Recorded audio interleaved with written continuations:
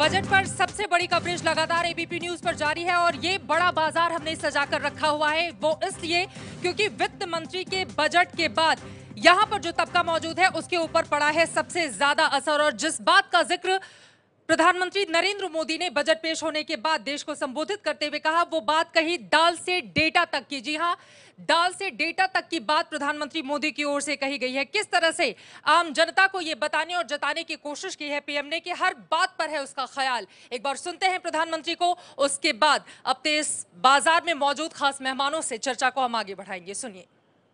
इस बजट में हाईवे भी बने, हाईवे भी बढ़े, दाल के दाम से लेकर डेटा की स्पीड तक, रेलवे के मॉडर्नाइजेशन से लेकर के सरल इकोनॉमिक निर्माण करने की दिशा में, शिक्षा से लेकर के स्वास्थ्य तक, उद्यमी से लेकर के उद्योग तक, टेक्सटाइल मैन्युफैक्चरिंग से लेकर के टैक्स रिडक्शन तक, हर किसी के सपने को साकार करने का ठोस कदम इस बजट में साफ साफ नजर आता है। तो ये दिखाने और जताने की कोशिश है प्रधानमंत्री की ओर से कि दरअसल इस बजट के जरिए हर एक तबके का खास ख्याल उनकी ओर से रखा गया है। तमाम खास मेहमान इस वक्त हमारे साथ यहां पर बने हुए हैं। हमारे साथ मौजूद हैं सीए विपिन गर्ग जी। विपिन जी, दो बड़ी बातें आपको क्या दिखाई दी इस बजट की जिसने आम जनता को राहत दी हो?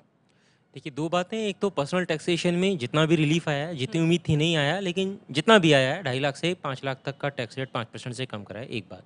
दूसरी बात, एक अफोर्डेबल हाउसिंग को लेकर के बहुत सारी समस्याएं चल रही थी। जो पिछले साल स्कीम आई थी उसमें कुछ कमियां थी, जैसे कि 3 साल में कोई प्रोजेक्ट पूरा होता नहीं है और वहाँ पर कंडीशन थी 3 साल तक प्रोजेक्ट पूरा होना चाहिए। उसको ठीक किया, 5 साल कर दिया। और अफोर्डेबल हाउसिंग में बहुत समय से डिमांड चल रही है कि इसको आप इंफ्रास्ट्रक्चर का दर्जा दीजिए, वो एक्सेप्ट किया गया, मान लिया गया।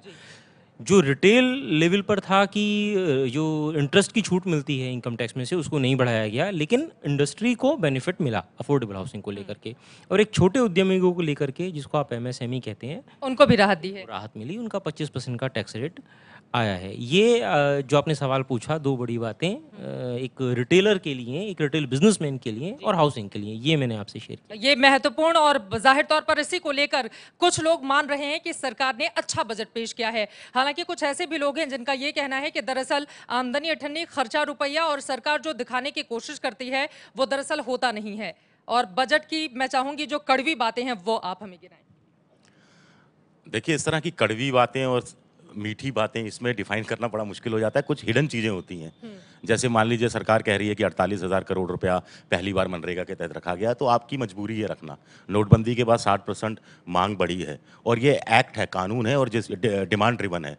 और इस 48,000 करोड़ में से भी करीब 7 या 8,000 करोड़ पिछले साल का राज्यों का बकाया है, महंगा, चाहे वो मजदूरी का रहा हो चाहे निर्माण सामग्री का हो।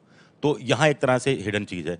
दूसरा, जिससे मैं बहुत खुश था कि चुनावी पार्टियां जो पॉलिटिकल पार्टियां, उनके जो चंदे पर रोक लगाई गई है 2000 तक की। लेकिन जो बॉन्ड जारी करने वाली बात है, अब ये बात आ रही है कि बॉन्ड जो दानदाता देगा, जो चंदा दे रहा होगा, उसका नाम गुप्त रखा जाएगा। तो फिर ये नाम गुप्त क्यों रखा जाएगा, ये अपने आप में है बड़ा सवाल। तमाम दूसरे एक्सपर्ट्स के पास भी हम चलेंगे, लेकिन उसके पहले बिहार के मुख्यमंत्री नीतीश कुमार ने की थी प्रधानमंत्री नरेंद्र मोदी की तारीफ नोटबंदी को लेकर, लेकिन बजट पेश होने के बाद अब उनकी क्या है राय, अब वो सुन लेते हैं। नोटबंदी के कारण अर्थव्यवस्था में मंदी आएगी, सुस्ती आएगी और उसके चलते जो ग्रोथ रेट गिरा है वो तो उन्होंने खुद भी स्वीकार किया कि इससे ग्रोथ रेट पर असर पड़ा। अब ग्रोथ रेट पर असर पड़ा है तो जो टैक्स का कलेक्शन होगा उस पर भी असर पड़ सकता है। जो उनके कहने का मुझको अर्थ लगा, तो उस हिसाब से कोई जो कैश में काला धन है वो तो बहुत ही एक उसका मामूली हिस्सा है।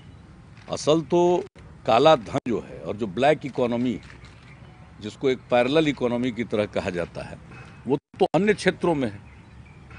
वो या तो रियल एस्टेट में है, दूसरे प्रकार की संपत्ति में है, शेयर में है, हीरा में है, सोना में है, विदेशों में है।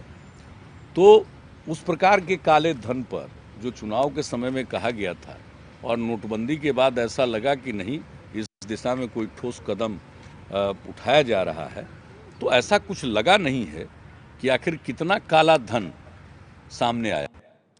महत्वपूर्ण सवाल यहां पर बिहार के मुख्यमंत्री नीतीश कुमार की ओर से उठाया गया है, ये कहते हुए कि नोटबंदी के बाद माना जा रहा था कि भारी तादाद में काला धन सरकार के पास आएगा, लेकिन ऐसा हुआ नहीं और बजट में भी इस बात का जिक्र नहीं है। चलिए हम अपने इस बाजार से एक बार फिर से बजट की चर्चा को आगे बढ़ाते हैं और हमारे साथ सीए विमल कुमार जी भी जुड़े हुए हैं। विमल, आपको दो बड़ी बातें इस बजट की सबसे अच्छी कौन सी लगी? पहली मैं बोलना चाहूँगा कि एक मैक्रो लेवल पे कुछ मैसेजेस देने की कोशिश की गई है, जो कि फर्स्ट है पॉलिटिकल पार्टीज के फंडिंग में ट्रांसपेरेंसी लाने का। ये एक अच्छी पहल है सरकार, अच्छी पहल है क्योंकि सब जानते हैं पॉलिटिकल फंडिंग्स में बहुत एक ब्लैक मनी रहता है। सरकार की जो मुहिम थी ब्लैक मनी बाहर लाने की, उसे उन्होंने आगे बढ़ाया है। पॉलिटिकल पार्टीज को एक कॉर्पोरेट लुक देने की कोशिश की है थ्रू ये अपना जो बॉन्ड्स की स्कीम लाने की ये पेशकश की गई है, इसके थ्रू। बॉन्ड में नाम गुप्त रहेगा, बिल्कुल। चलिए लौटूंगी मैं आपके पास और विमल जी भी आप अपनी बात पूरी करें। हिमांशु वर्मा जी भी हमारे साथ एचआर एक्सपर्ट जुड़े हुए हैं, आपके पास भी मैं आऊंगी और सीधा सवाल हम पूछेंगे कि इस बजट के जरिए आम जनता को कितनी राहत या फिर कितनी आफत, यहीं से चर्चा में आगे बढ़ाएंगे। हमारी एक खास पेशकश लगातार जारी है। एक छोटे से ब्रेक के बाद हम तुरंत लौटते हैं, आप कहीं मत जाइएगा।